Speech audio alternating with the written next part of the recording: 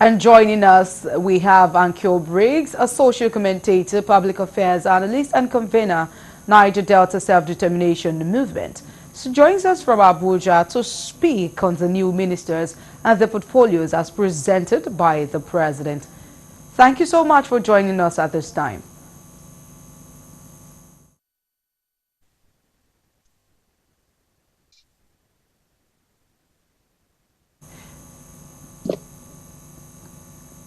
Can you hear me? Thank you for joining us. Are you there? Yes, I can hear you. Can you hear me? That's important. Yes, I can. Thank you very much. All right, straight Okay. to it. Okay. Good. President Bola Ahmed Tinubu has finally released the portfolios for the new ministers. How would you react to the names attached to the portfolios?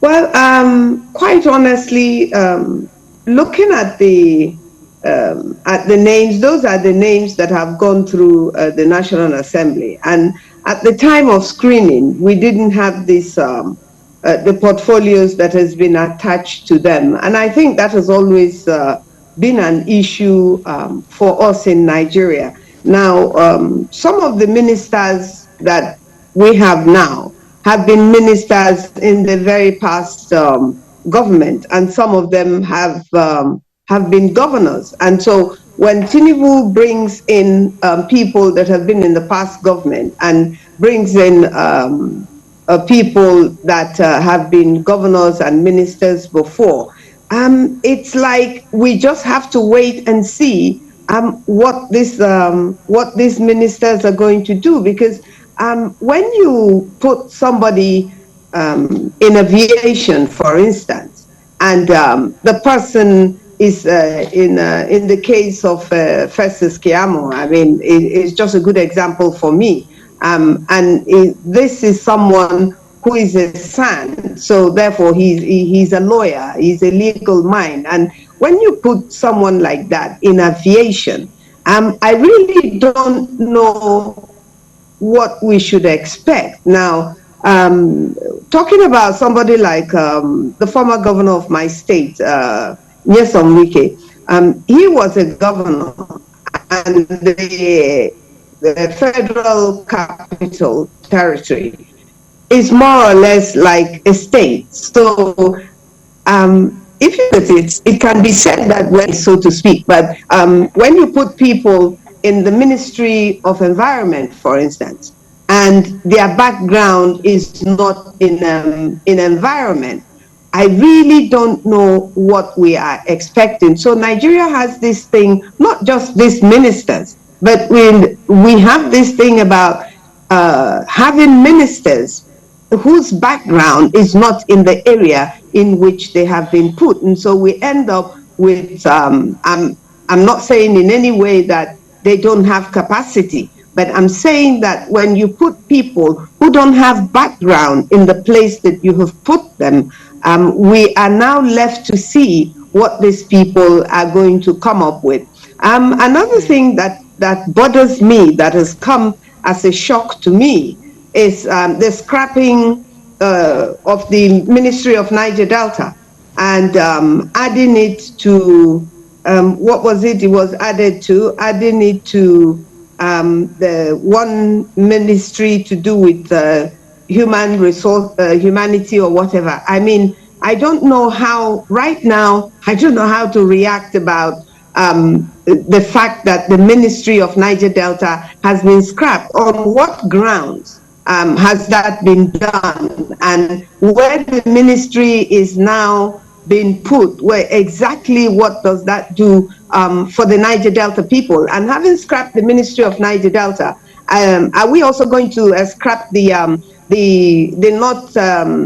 northwest, or the northwest, the East Development um,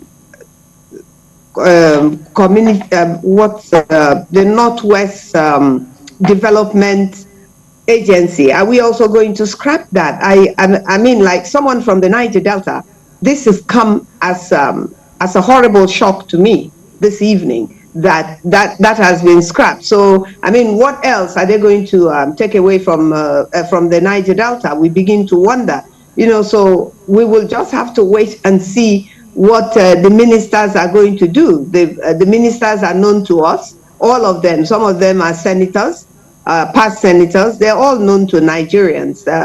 They worked in states before, like in Lagos State, Edu worked in Lagos State and all of that. So we'll just have to wait and see. He worked in the Ministry of Finance, I think, when he was in Lagos, when Tinubu was the governor. And so he's now back at the federal level to do basically the same thing that it could be said that he did when he was in Lagos, a commissioner in Lagos State. Okay, so if you were asked to advise the ministers in the discharge of their duties at this critical time, given the state of the Nigerian economy, what would be your advice? Well, I mean, what advice can one give any government in Nigeria, particularly this one that seems to be at its wits' end when it comes to, if you look at the economy, if you look at the exchange rate. So, what kind of budgets are these ministers now going to come up with? When we've been screaming that the cost of governance is very, very high, and then you also have senators that have gone on holidays and have been given whatever amount of money that they have been given, and the excuse being that when people go on holidays, they get a holiday pay, as if they are not yet satisfied with what they are getting yet.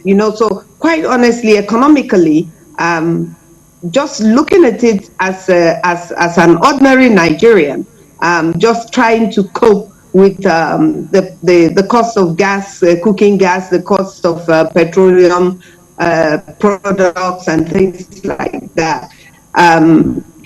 I will want to see the ministers come up with a social welfare that they seem to be, this government seem to be eager upon, and things to do with infrastructure, things to do with health, education, infrastructure. It's just mind-boggling, and I think Nigerians really and truly are just holding their hearts right in their mouth and wondering what next, what's going to happen, where is the money going to come from to move the nation forward. If these ministers are going to work well, where are they going to get the money from to work? All right. Is there any challenge that you foresee, given the list and the portfolios that we have now? Is there any challenge that you foresee, especially with the kind of people that are in office, that are put in office rather? Quite honestly, I do not see any place where there will not be a challenge. Is it health? Is it solid minerals? Is it tourism? Do we have tourism? Is it transportation? Do we have good roads when we're talking about transportation? Is it aviation? If it is aviation, we're talking about once in a while, we're told that we're being flown around Nigeria and maybe even out of Nigeria on fuel that is contaminated. We have an environment and ecological department of Nigeria, if you like, that is just woefully inadequate in environment, because I come from an area where everything, our water, our soil, our food, everything is polluted. The past Ministry of Environment has done absolutely nothing. Is it in the area of power? We don't have power. So I mean, is this person come to assure Nigerians that we're now going to have power? I mean, all of these ministries will have the same problems that we've had in the past. Nigerians are just going to have to wait. We will just have to wait and see what we know who these people are. But what Okay. we don't know is how are they going to perform? And nobody can tell how these people are going to perform under All the right. circumstances that Nigeria is in today. And I must again Oh, repeat that coming from the Niger Delta, I do not know how to react as a person, and I definitely do not know how my people are going to react when okay. Thank you very I'm much hearing for. this night that the Ministry of Niger Delta has been scrapped. I mean, if the Ministry of Niger Delta has been scrapped, my first reaction is to say that the access to petroleum, to oil and gas, should we also scrap that so that there is no access? Because when you Okay. take away something like the Ministry We'll of have Niger to Delta go now that because of our that time. was created for. So sorry, we'll have to go now because of our time. But thank you so much for being on the news at this time. It was really, really great talking to you. Thank you very much for having me. All right, that's Briggs, Annkio a Briggs, a social commentator, public affairs analyst, and convener, Niger Delta Self-Determination Movement. She joined us from Abuja to have that conversation.